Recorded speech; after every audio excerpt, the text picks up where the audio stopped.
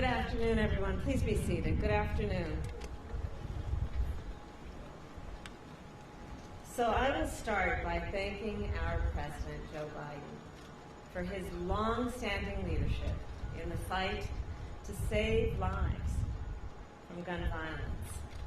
I also want to thank my husband, the second gentleman of the United States, and the extraordinary members of our administration, the members of Congress, survivors, advocates, and our incredible young leaders who raise their voice and demand change. So we are all gathered here today for a simple reason. We agree that in a civil society, the people must be able to shop in a grocery store, walk down the street, or sit peacefully in a classroom and be safe from gun violence.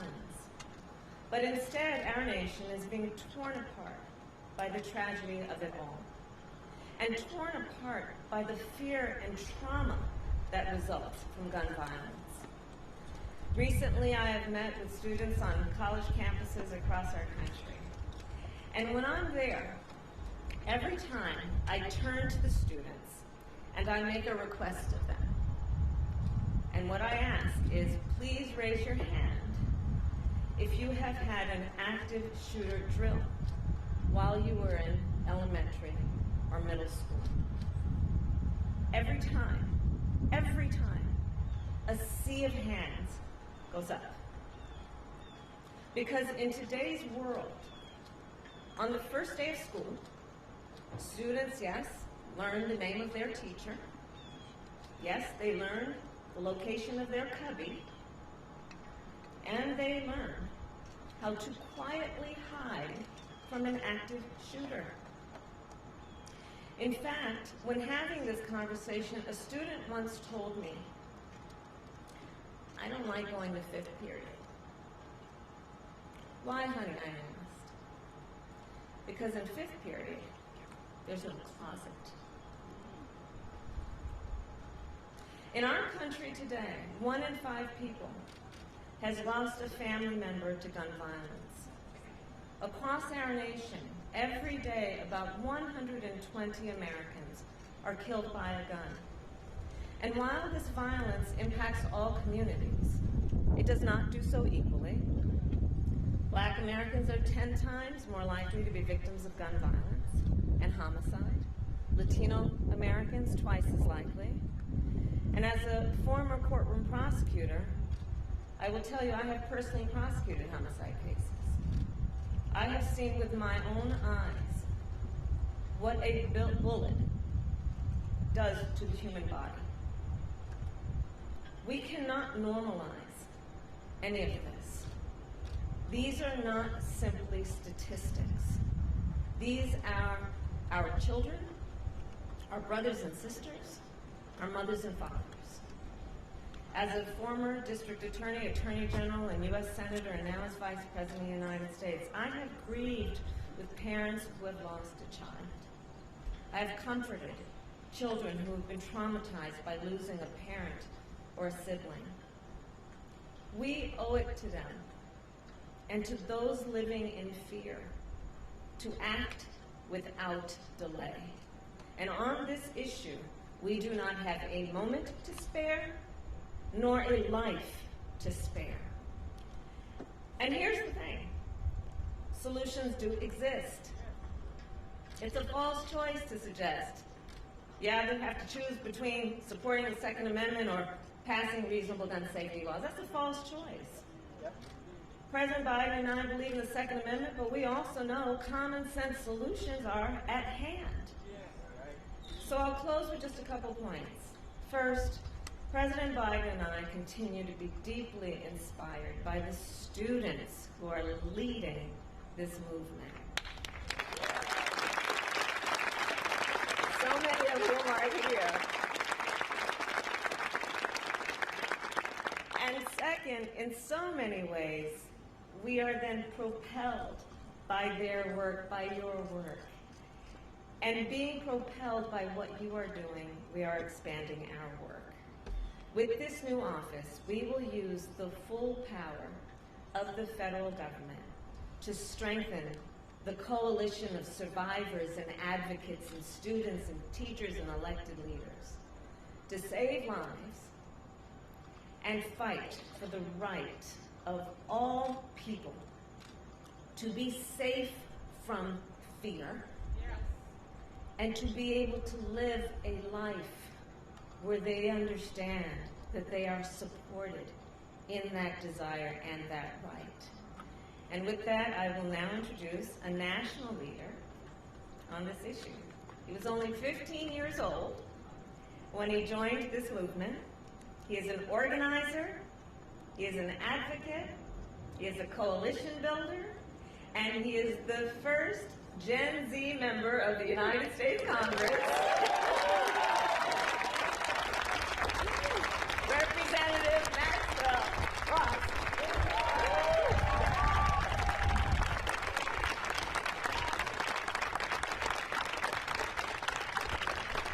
It feels good to be a part of a winning movement. Good afternoon, and thank you, Vice President Harris, for the amazing introduction. It's the honor of a lifetime to be here today as President Biden cements his legacy as one of the fiercest champions of gun violence prevention. President Biden and Vice President Kamala Harris. I'm Congressman Maxwell Alejandro Frost, proudly representing Central Florida in the House of Representatives. As the youngest member of the United States Congress and first member of Gen Z, I'm often asked what got me involved in this work, and the answer is quite simple. I didn't want to get shot in school. I was 15 years old when a shooter walked into Sandy Hook Elementary School and murdered 20 children and 6 teachers. And like millions of kids, I went to school the next day with anxiety and fear that my life would be taken, my friends' lives would be taken, and my family's life would be taken by senseless gun violence. Right before I was elected to Congress, I served as the National Organizing Director for March for Our Lives, a movement that inspired young people across the nation to demand safe communities. And we came together, Everytown, Brady, Newtown Action Alliance, Gifford, Sandy Hook Promise, Moms Demand Action, Change the Rep, the Community Justice Action Fund, and so many on-the-ground organizations that have been doing this work for decades. It's because of that steadfast, passionate organizing that we are a winning movement. But we're a winning movement doing very difficult work, because the brutal truth is usually when the most people are paying attention to our movement, it's usually coupled with carnage and death. But not today. Today, the country sees us here at the White House with a president who is taking action. My very first bill as a member of Congress was to introduce the Office of Gun Violence Prevention Act of 2023. To bring together a federal coordinated response on this issue. And today, that bill and our ask as a movement will become a reality due to the executive action and leadership of President Biden and Vice President Harris. See, the president understands that this issue, especially for young people, especially for marginalized communities, is a matter of survival. He's a president who's been fearless enough to reject the gun lobby and sign into law the first major federal gun legislation passed in nearly 30 years, the Bipartisan Safer Communities Act. And look, this action, that legislation come from love. From Pulse to Parkland, we fight because we love.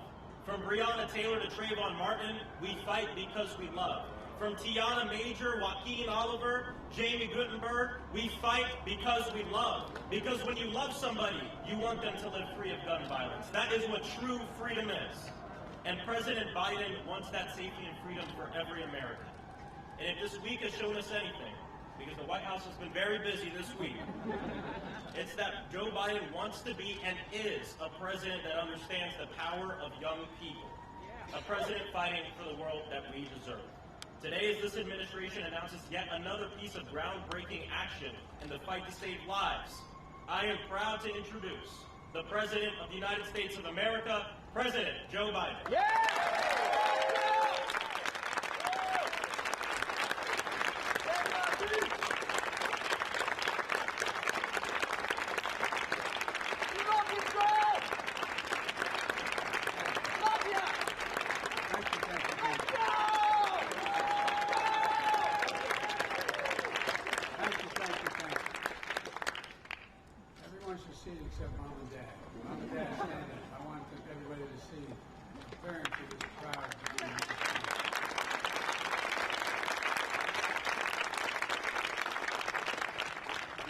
a job.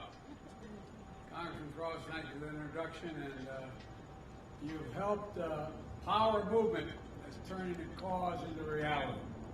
You know, you're the big reason why I'm so optimistic about America's future. So many engaged young people. So many engaged, I remember when I was young. We have something in common. I got elected to the Senate when I was 29 years old. The only difference was he was eligible when he got elected to take office. I had to wait 17 days to be eligible. That was 827 years ago, but it was a while.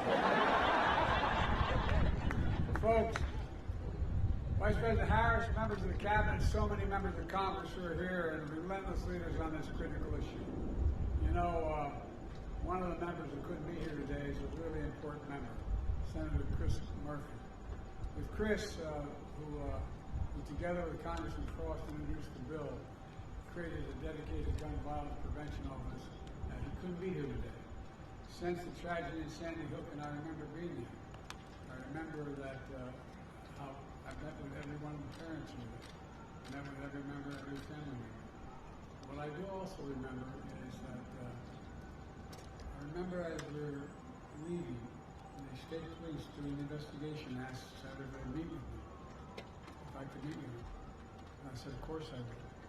And I think there were about 12 to 14 of them.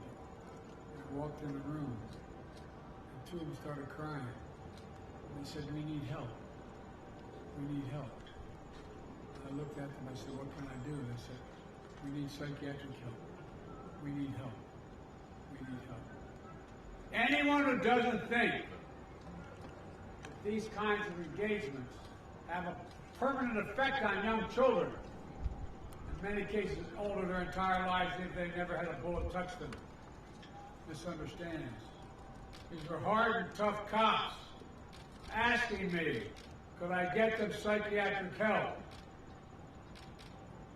To all the state and local leaders and advocates from all across the country, and to the survivors and families who are with us today, many of whom Jill and I have gotten to know. And by the way, our losses may be different circumstances, but I know events like this are really hard to attend. We want to be here to promote the change. It brings back all the memories as it happened a day ago. I thank you, those of you who are parents, for being here, brothers and sisters, for being here. It matters. You have absolute courage. You found purpose in your pain. Because of all of you here today, all across the country, survivors, families, advocates, especially young people who demand our nation do better to protect all, who protested, organized, voted, and ran for office, and yes, marched for their lives. I'm proud to announce the creation of the first ever White House Office of Gun Violence Prevention. First office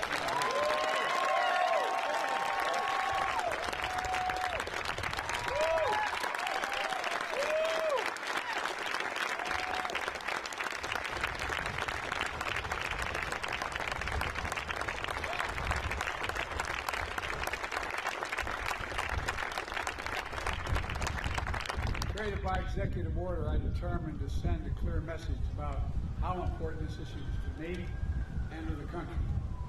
It matters. Here's why.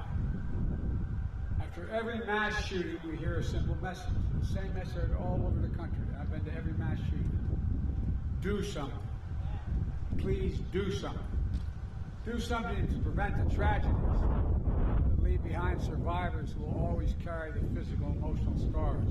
Families will never quite be the same. Communities overwhelmed by grief and trauma. Do something. Do something. My administration has been working relentlessly to do something. To date, my administration has announced dozens of executive actions to reduce gun violence, more than any of my predecessors at this point in their presidencies, and they include everything from cracking down on ghost guns, breaking up gun trafficking, and so much more. Last year, with your help, I signed into law the Bipartisan Safer Communities Act, the most significant gun safety law in almost 30 years. It strengthens background checks, expands the use of red flag laws, improves access to mental health services, and so much more. To This historic law will save lives. It's a really important first step. And by the way, I was the guy along with a woman in California who once banned assault weapons in mobile magazines. We're going to do it again. We're going to do it again. Call to action, reasons of hope. Because for so long, the conventional wisdom was we'd never get any Republicans to support gun safety legislation. But we did. For the first time in 3 decades, we came together to overcome the relentless opposition from the gun lobby, gun manufacturers, and so many politicians opposing common sense gun legislation. And we beat them.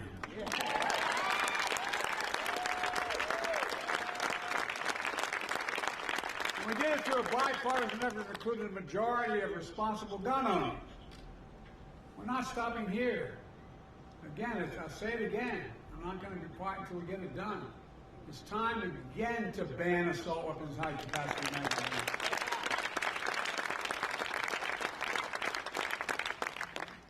If you need 80 shots in a magazine, you shouldn't own a gun.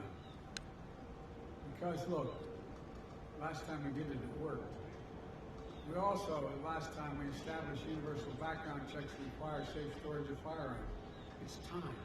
It's time. Look, while we push for Congress to do more. We're going to centralize, accelerate, and intensify our work to save more lives more quickly. That's why this new White House Office of Gun Violence Prevention is what it's designed to do. It will drive and coordinate a government and a nationwide effort to reduce gun violence in America, and will be overseen by an incredible Vice President who understands this. That's not hyperbole, that's a fact. She's been on the front lines of this her entire career as a prosecutor, as an attorney general, and as a United States Senator. Her deep experience will be invaluable for this office. And where's Steph Feldman? Steph, I want you to stand up, please. Steph Feldman has been working on this with me since Sandy Hook in 2012. Now, she was 13 years old when she joined me, but in 2012 will serve as director of the office. The office will have 4 primary responsibilities. First, to expedite the implementation of the Bipartisan Safer Communities Act and the executive actions already announced. And I mean it. We're going to fully implement it. Second, coordinate more support for survivors, families, and communities affected by gun violence, including mental health care, financial assistance, the same way FEMA responds to natural disasters. Just like same way. We help folks recover and rebuild and all of it. Look, folks, shootings are the ultimate superstar, ripping through communities. Third, identify new executive actions we can take within our legal authority to reduce gun violence. And fourth, expand our coalition of partners in states and cities across America, because we do have partners to get more. We need more state and local help to get these laws passed locally as well. And to strengthen our laws and give us more hope. Folks, to be clear, none of these steps alone is going to solve the entirety of the gun violence epidemic. None of them. But together, they will save lives. And it's going to help.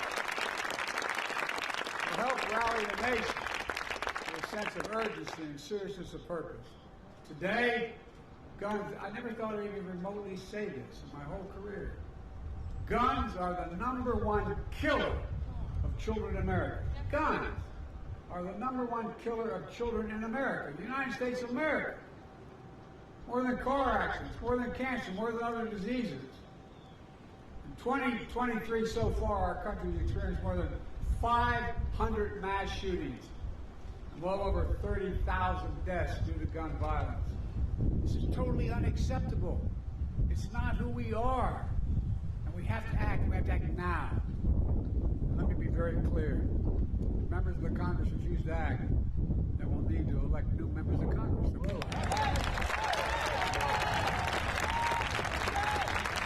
Democrat or Republican. Look, folks, there comes a point where our voices are so loud, our determination so clear, that our effort can no longer be stopped. We're reaching that point. We've reached that point today, in my view, where the safety of our kids from gun violence is on the ballot. At the end of the day, whether the Democrats or Republicans, we all want our families to be safe. We all want to go to school, houses of worship, grocery stores, gyms, malls, movies, without constant anxiety. We all want our kids to have the freedom to learn how to read and write in school instead of ducking cover, for God's sake. And it matters. So let me close with this. Earlier this summer, I was in Connecticut at a summit on gun safety hosted by Senator Murphy. 4 students impacted by gun violence who are here with us today summoned extraordinary courage and stood and shared their stories on stage. 4 of them. They each came from different backgrounds, different parts of the country, different shootings, but they shared a common singular message. And one of them summed up in just a few words, and I quote, "The deadly and traumatic price for inaction." That's what he talked about, the deadly and traumatic price for inaction. They made clear what all of you know too well. That price can no longer be the lives of our children and the people of our country.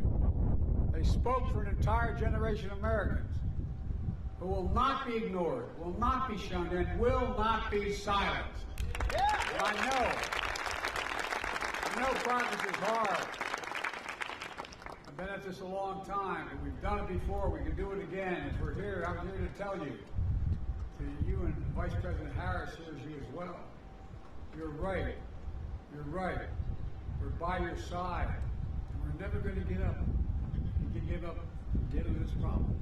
We're never going to forget your loved ones. We're never going to get there unless we remember. You know, I know we'll do this because I know you. Heroes. Heroes proving that even with heavy hearts, you have unbreakable spirits. In memory of your loved ones, we're building a movement that endures. Above all, we'll never give up on the one thing we must never lose: hope. Hope. Hope. Jill and I, Kamala and Doug, our entire administration, are more determined than ever to carry forward that hope, that inspiration, that light that you continue to give us all. For the lives we have lost, or for the lives we can save, we can do this. We just have to keep going.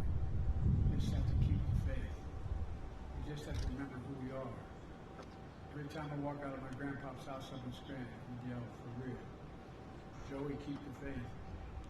My grandmother would know, Joey, spread it. Spread it. That's what we have to do. Spread the faith. And remember, ladies and children, we are the United States of America. There is nothing beyond our capacity when we do it together. Nothing we've ever tried to solve when we've done it together, we haven't succeeded. God bless you all. May God protect our troops. May God protect our children. Thank you so much. Distinguished guests, please remain in the Rose Garden as the President and the Vice President depart. Thank you.